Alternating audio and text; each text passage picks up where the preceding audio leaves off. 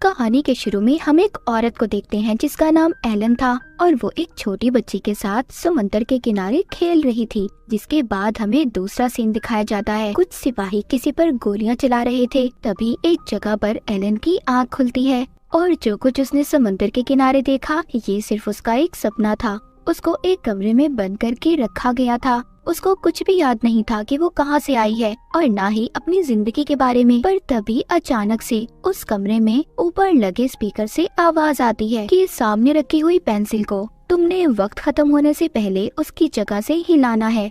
और जैसे ही टाइम शुरू होता है सारा कमरा लाल हो जाता है और सामने लगी स्क्रीन पर टाइमर शुरू हो जाता है। एलन किसी तरह अपने आप को टेबल तक लेकर जाती है, उस पर रखी पेंसिल को गिरा देती है, जिसके बाद सब कुछ नॉर्मल हो जाता है। सब ठीक हो गया था। एलन उस रोबोटिक आवाज से पूछती है मैं कहाँ पर हूँ। तभी वहाँ पर बजर बजता है और एलन बेहोश हो जाती है। तभी उसे एक सपना आता है जिसमें वो समंदर के किनारे रेत को देखती है। ये सब देखने के बाद दोबारा से होश में आ जाती है, मगर इस बार उसके हाथ पांव बंधे हुए थे और उसको दोबारा से वही टास्क दिया जाता है कि उसने पेंसिल को हिलाना है। उसको आवाज आती है कि अगर ऐसा तुम नहीं करोगी तो हम तुम्हारी बेटी को मार देंगे। टाइम फिर से शुरू होता है। फिर से लाल रंग की लाइट जलती है, लेकिन अब एलन को याद आ गया था कि समंदर के किनारे खेलती हुई बच्ची उसकी बेटी है। वो पूछती है मेरी बेटी कहाँ पर है, मगर वो आवाज उसको कोई भी जवाब नहीं देती। एलन को वो टास्क पूरा करना था, इसीलिए वो अपने हाथों की बंधी हथकड़ी को अपने जूतों से तोड़ देती है। वो अपने जूतों को पेंसिल पर फेंकती है, जिससे पेंसिल नीचे गिर गई थी और फिर दोबारा से सब कुछ ठीक हो जाता है। एलन फिर से बेहोश हो गई थी। उसको फिर से सपना आता है, मगर इस बार उसको सब कुछ सही दिखाई दे रहा था। उसकी बेटी गाना गा रही थी। वो एलन को भी अपने साथ गाना गाने का कहती है। वो जब उसके साथ गाना गाती है तो गाती हुई सो गई थी, जिसके बाद उसकी आँख इस कमरे में खुली थी जहाँ पर सब कुछ उसके साथ अजीब हो रहा था, मगर इस बार उसके हाथ पाँव खुले थे। वो इस कमरे में दरवाजा ढूंढ रही थी, पर यहाँ पर तो ना कोई खिड़की और ना ही कोई दरवाजा था। टेबल पर खाना भी रखा हुआ था जो काफी अजीब था। एलन वो खाना खा लेती है। वो जब प्लेट में अपना अक्स देखती है तो उसको ये सब कुछ काफी अजीब लग रहा था। वो उस आवाज से पूछती है क्या किया है तुमने मेरे साथ और यहाँ पर क्यों रखा है मुझे, मगर उसको कोई जवाब नहीं आता। एलन रोने लगती है और फिर रोते हुए सो जाती है। उसको दोबारा से वही समंदर के किनारे का सपना आता है, लेकिन वो जल्द ही जाग जाती है।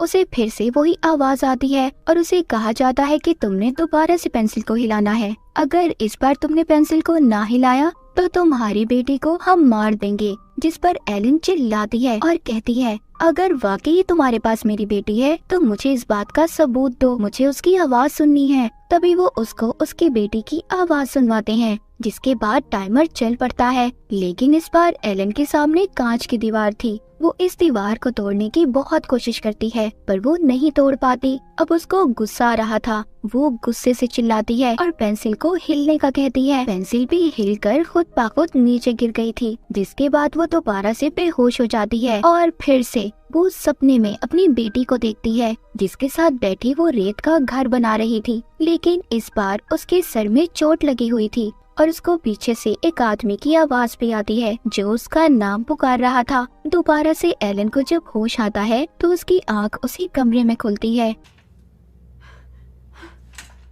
इस बार उसको कुर्सी पर बांधा हुआ था और उसके सामने एक आदमी भी था। एलन के सर पर बिल्कुल वैसी ही चोट लगी हुई थी जैसी उसके सपने में थी। वो आदमी एलन के पास आता है, पर वो ये समझ रही थी कि शायद यही वो आदमी किडनैपर है जिसने इसे यहाँ पर कैद किया हुआ है। वो उसको धक्का देती है, पर वो आदमी बताता है कि मैं तुम्हारा हस्बैंड हूँ, रॉजर नाम है मेरा। तभी एलन को सब याद आता है। वो अपने हस्बैंड से कहती है जिसने भी हमें यहाँ पर कैद किया हुआ है उन लोगों के पास हमारी बेटी है। अगर हमने उनकी काम ना किए, उनकी बात ना मानी तो वो हमारी बेटी को मार देंगे। पर तभी अचानक से उस रोबोट की आवाज आती है जो दोबारा से इनको पेंसिल हिलाने का कह रहा था। इस बार पेंसिल रॉजर उठाता है, पर आवाज आती है नहीं, ये काम सिर्फ एलन ही पूरा करेगी। अब एलन कैसे करती, उसको तो बांध कर रखा हुआ था।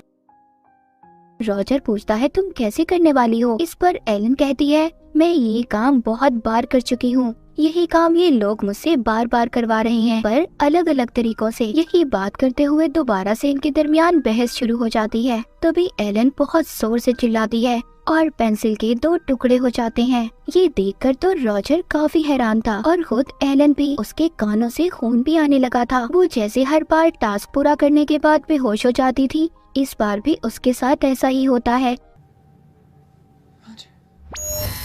वो अपने सपनों में इस बार अपने हस्बैंड रॉजर को देखती है, जो गुस्से से उसकी तरफ देख रहा था। जिसके बाद दोबारा से उसकी आंख खुलती है। इस बार कमरे में उसके और रॉजर दोनों के लिए खाना रखा हुआ था। रॉजर उससे कहता है, मुझे लगता है एलन, तुम्हारे पास कोई खास शक्ति है, कोई खास ताकत है। तुम्हें याद है जब तुम मुझसे गुस्सा होती थी, लड़ती थी, तो तुम्हारे चीखने से घर की चीजें टूट जाती थी। तुम्हारे अंदर जरूर कोई खास बात है। जिसके बाद रॉजर उसको पीने के लिए पानी देता है और फिर वो जमीन पर ही लेट जाती है। रॉजर उससे पूछता है, क्या तुम्हें कुछ याद है? मगर वो कुछ भी नहीं बताती। जब वो उसके लिए खाना लाता है तो एलन उस पर चिल्लाती है। उसके हाथ से खाना दूर जाकर गिरता है। रॉजर भी काफी हैरान था। तभी दोबारा से उसकी आंख लग जाती है और वो सपने में देखती है, जिसमें उसकी बेटी उससे कह रही थी, आप बार बार कहाँ पर जाती हैं? वो अपनी बेटी से कहती है, मैं अब कहीं नहीं जाऊंगी, तुम्हारे साथ ही रहूंगी। पर इस बार उसकी बेटी गायब हो जाती है। वो उसको आवाज लगाती है, बुला रही थी, पर वो उसे कहीं नहीं मिलती। जैसे ही उसे होश आता है, इस बार उसको कमरे में कुर्सी से बांधा हुआ था, जो जमीन से जुड़ी हुई थी। यहीं पर रॉजर एलन के सर में लगी हुई चोट को देखता है, जिसे देखकर उसे पता चलता है कि उसके सर में कोई चीज लगी हुई है। तभी आवाज आती है। इस बार उसको नया टास्क दिया जाता है, जिसमें उसने टेबल पर रखी हुई बॉल को बाल्टी के अंदर डालना था, पर टेबल भी जमीन से जुड़ा हुआ था। रॉजर कहता है, देखो तुम्हारे पास ताकत है, उसका इस्तेमाल करो और टेबल को तुम जमीन से अलग कर सकती हो। एलन अपना पूरा ध्यान लगाती है। वो टेबल को जमीन से अलग कर देती है। रॉजर उसकी तरफ टेबल लाता है और तभी वो बॉल को बाल्टी के अंदर डाल देती है। पर इस बार ये टास्क के काम करने के बाद वो बेहोश नहीं होती। उसको याद आ चुका था कि समंदर के किनारे वो दोनों अपनी बेटी का बर्थडे मनाने गए थे। फिर ये दोनों यहाँ पर एक के बाद एक टास्क पूरा करते जा रहे थे, जो पहले से ज्यादा मुश्किल थे। जैसे इनका एक टास्क ऐसा था कि इन्होंने रेत से किला बनाना था, और ऐसे ही मुश्किल हर काम करने के बाद एलन के कानों से खून भी निकल रहा था। इसी तरह बहुत दिन गुजर गए थे। वो दोनों अजीब सा खाना खाकर जिंदा रह रहे थे। एक दिन एलन को टास्क दिया जाता है कि वो बंदूक के सारे हिस्सों को एक एक करके जोड़े, पर एलन इसको ठीक से नहीं कर पा रही थी। इस बात पर रॉजर उस पर गुस्सा करता है। एलन को भी उस पर गुस्सा आ रहा था और अब गुस्से में वो उस बंदूक को जोड़ लेती है और बेध्यानी में रॉजर पर गोली चला देती है, पर वो गोली लगने से पहले हवा में ही रुक गई थी। तभी सब कुछ ठीक हो जाता है और एलन बेहोश होकर दोबारा से अपने सपने में चली जाती है, जहाँ पर अब उसकी बेटी ने रेत से किला बना दिया था, पर रॉजर ने आकर उसे खराब कर दिया था। कहता है, मुझसे गलती हो गई। तभी एलन जाग जाती है। अब वो दोबारा से उसी कमरे में थी, जहाँ पर बैठकर वो रॉजर के साथ खाना खाती है। एलन रॉजर को बताती है कि मुझे अपनी पुरानी जिंदगी के बारे में कुछ याद नहीं, जिस पर वो बताता है, तुम एक टीचर थी और मैं एक सिंगर, लेकिन हमारी बेटी के पैदा होने के बाद मैंने ये सब कुछ छोड़ दिया था। वो अपनी जिंदगी की हसीन यादों को याद करके मुस्कुराने लगते हैं और एक दूसरे से लड़ाई की माफी भी मांगते हैं। इसी तरह बातें करते करते एलन सो गई थी। इस बार वो सपने में देखती है, उसको रेत में से रॉजर की अंगूठी और अपनी बेटी का जूता मिलता है और यहीं पर उसकी आंख खुल जाती है। इस बार उसके सामने रॉजर को एक कांच की दीवार के पीछे खड़ा किया गया था। उसके अंदर रेत गिर रहा था, पर एलन कुछ नहीं कर पाती। वो अपना ध्यान नहीं लगा पा रही थी। यहीं पर वो अपनी पिछली यादों को भी सोच रही थी, इसीलिए वो इस टास्क को पूरा नहीं कर पाती और देखते ही देखते रॉजर उस रेत में दफन हो जाता है। जिसके बाद आवाज आती है, तुमने अपना टास्क पूरा नहीं किया। एलन को बहुत गुस्सा आ रहा था और गुस्से में वो तेज आवाज से उस स्पीकर को भी तोड़ देती है, जिससे आवाज आ रही थी। तभी उधर एक दरवाजा खुलता है, जिसमें से 3 सिपाही आते हैं। लेकिन एलन अपनी ताकतों से उन्हें भी मार देती है। फिर यहाँ से बाहर आती है, वो देखती है उसने 298 टास्क पूरे किए थे। तभी वहाँ पर और भी बहुत से सिपाही आते हैं, मगर इस बार एलन अपनी ताकतों को सही से इस्तेमाल करना सीख गई थी। वो उन सभी को मार देती है। जब वो बाहर आती है तो उसे 3 दरवाजे नजर आते हैं और उधर ही रॉजर भी मिलता है। जब ये उसके पास जाती है तो वो इसको बताता है, तो वो एक दरवाजे की तरफ इशारा भी करता है, कहता है सब मेरी तरह है। जब एलन उस दरवाजे को खोलती है, उसमें से रॉजर जैसा ही हम शक्ल बाहर आता है। तभी उधर और भी सिपाही आ गए थे, वो भी सभी एक ही शक्ल के थे। एलन उन्हें भी मार देती है और फिर एक कमरे में जाती है जहाँ पर उसे रोबोट की आवाज आ रही थी कि तुम्हारी बेटी मर चुकी है। ये सुनकर एलन अपने कंट्रोल से बाहर हो जाती है और जोर से चिल्लाती है। वो लोग जिन्होंने इसे कैद किया हुआ था इसके पीछे लगी डिवाइस को बंद कर देते हैं जो यादें मिटाया करती थी। मतलब ये था कि उसके सर के पीछे जो चोट लगी हुई थी वो दरअसल एक डिवाइस थी जो उसके दिमाग में फिट की गई थी। यहाँ पर एलन को सब याद आता है कि उनकी बेटी का बर्थडे था। वो सभी मिलकर समंदर के किनारे घूमने गए थे, लेकिन इसी बीच रॉजर की उसके साथ लड़ाई हो गई और गुस्से में